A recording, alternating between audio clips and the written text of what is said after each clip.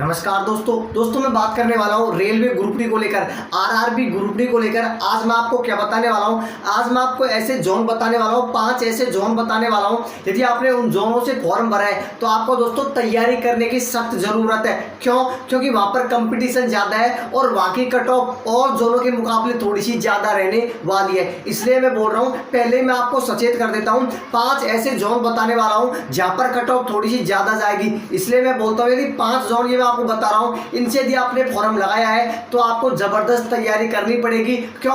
क्योंकि यहां पर कंपटीशन थोड़ा सा ज्यादा है। सब कुछ मैं आपको क्लियर करने वाला हूं। इसके अलावा मैं आपको बताने वाला हूं एग्जाम डेट। दोस्तों मैं आपको बताने वाला हूं कौन से महीने में रेलवे ग्रुप डी की एग्जाम लग सकती है, इसके ऊपर भी मैं बात करने वाला हूं। और दोस्तों सबसे बड़ी बात यह है, ज्यादातर का कमेंट भी आता है कि आपने इतना अच्छा स्कोर किया था रेलवे ग्रुप डी में कई बार, तो हमको कोई रणनीति बताओ कि हम तैयारी कैसे करें जिससे हमारा सिलेक्शन हो सके।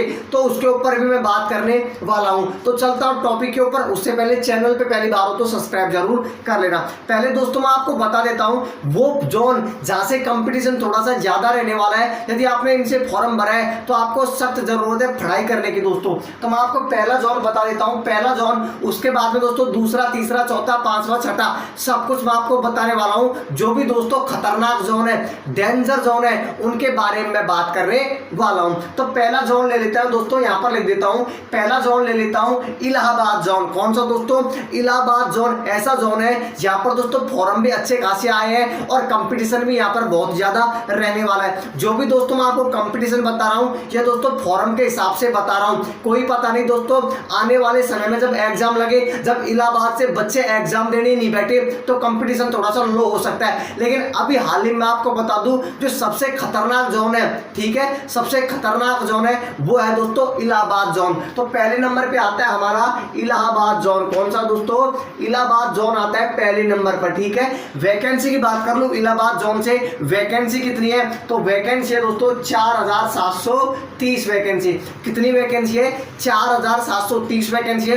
कंपटीशन की बात कर लूं, एक सीट पर कितने बच्चों का कंपटीशन है? तो दोस्तों एक सीट पर बच्चों का कंपटीशन है 190, मतलब कि 190 बच्चों में से एक बच्चे को सिलेक्ट किया जाएगा और को बाहर कर दिया जाएगा। एक सीट पर 190 बच्चे लड़ने वाले हैं। इसलिए मैं बोलता हूं यहां से यदि आपने फॉर्म भरा है तो सख्त जरूरत है तैयारी करने की, जोरदार तरीके से तैयारी करो।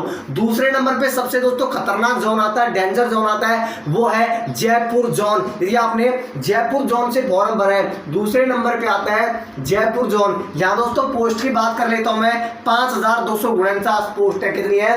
5249। कंपटीशन की बात कर लो दोस्तों, एक सीट पर 180 बच्चों का कंपटीशन है जयपुर से भी। तो हम इसको दोस्तों दूसरे नंबर पे सबसे खतरनाक जोन मानते हैं। 180 बच्चों का कंपटीशन है कहां से? जयपुर से।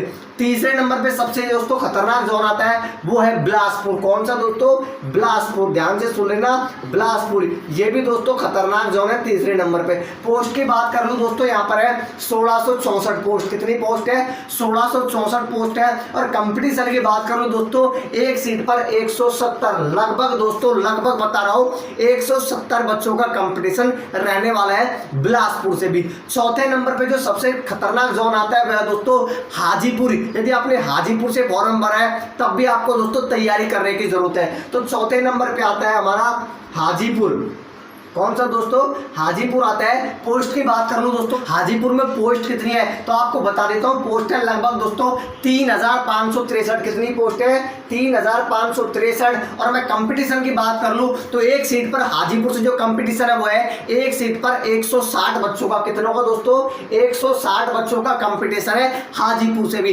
पांचवें नंबर पे सबसे खतरनाक जोन आता है वो है दोस्तों गोरखपुर। कौन सा दोस्तों? गोरखपुर। ध्यान से सुन लेना, गोरखपुर भी खतरनाक जोन है। पांचवें नंबर पे आता है गोरखपुर। पोस्ट की बात कर लूं दोस्तों तो लगभग 4000 के समथिंग यहाँ पर पोस्ट है, 4002। और कंपटीशन की बात कर लूं गोरखपुर से, एक सीट पर 150 बच्चों का कंपटीशन रहने वाला है, 150। अब ज्यादातर मेरे पास कमेंट करेंगे कि सबसे ज्यादा फॉर्म भरवाया है दिल्ली से, तो दिल्ली में तो बहुत ज्यादा कंपटीशन है दोस्तों। मैं आपको बता दूं दिल्ली में भी कंपटीशन है, लेकिन इनके मुकाबले कंपटीशन कम है।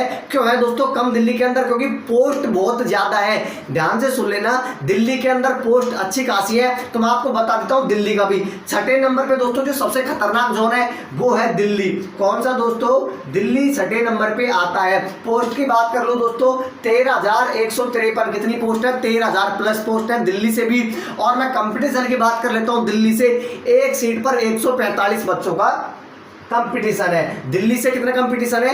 145 बच्चों का कंपटीशन है। तो दोस्तों मैंने आपको बता दिया 6 ऐसे जोन है, ध्यान से सुन लेना, 6 ऐसे जोन है जहां पर कंपटीशन बहुत ज्यादा है, तो आपको तैयारी करने की जरूरत है। तो दोस्तों मैं पहले ही आपको सचेत कर दिया, सबसे ज्यादा जो कट ऑफ रहने की संभावना है वो दोस्तों इन जोनों से है, तो मैंने आपको क्लियर कर दिया। अब सबसे बड़ा डाउट ये आ रहा है कि एग्जाम डेट बताओ हमको, एग्जाम कब लगेगी? तो दोस्तों मैं आपको बता देता हूं, जो भी है फर्जी न्यूज दोस्तों, जो भी है नोटिस वायरल हो रहे हैं, ये सब फर्जी जो आपको बता रहे हैं ना, 16 अगस्त से है, 20 अगस्त से है, 14 अगस्त से है, ये सब फर्जी नोटिस है।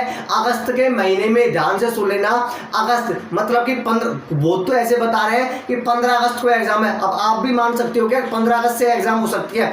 तो अगस्त के महीने में मैं भी मानता हूं आपको नोटिस मिल जाएगा एग्जाम डेट का, लेकिन मुझे नहीं लगता कि आपकी एग्जाम अगस्त के महीने में हो सके। क्यों? क्योंकि आपको सबको पता होगा जिन बच्चों के फॉर्म में दिक्कत आई थी उनका दोस्तों वापस से मॉडिफाइड लिंक मिलने वाला है, उनको संशोधन करना पड़ेगा। तो अभी हम कह नहीं सकते, अगस्त के अंत तक आपको नोटिस मिल जाएगा एग्जाम डेट को लेकर, लेकिन एग्जाम जो आपकी लगेगी दोस्तों वो सितंबर के महीने में लगने की पूरी संभावना है। कौन से महीने में? सितंबर के महीने में पूरी संभावना है, यदि कोरोना की तीसरी लहर नहीं आई तो। ध्यान से सुन लेना, यदि कोरोना की तीसरी लहर आ जाती है, कोरोना के मरीज तेजी से बढ़ते हैं, तो आपकी एग्जाम सितंबर में भी नहीं लगेगी। यदि सब कुछ सामान्य रहा तो आपकी एग्जाम सितंबर के महीने में देखने को मिल जाएगी। तो ये डाउट मैंने आपका क्लियर कर दिया। अब सबसे बड़ा डाउट आता है कि हम तैयारी कैसे करें। तो दोस्तों मैं आपको बता दूं, इसके अंदर जो कुछ है ना वो है मैथ, ध्यान से सुन लेना, मैथ और रीजनिंग और साइंस। यदि तीनों पे आपने पकड़ बना ली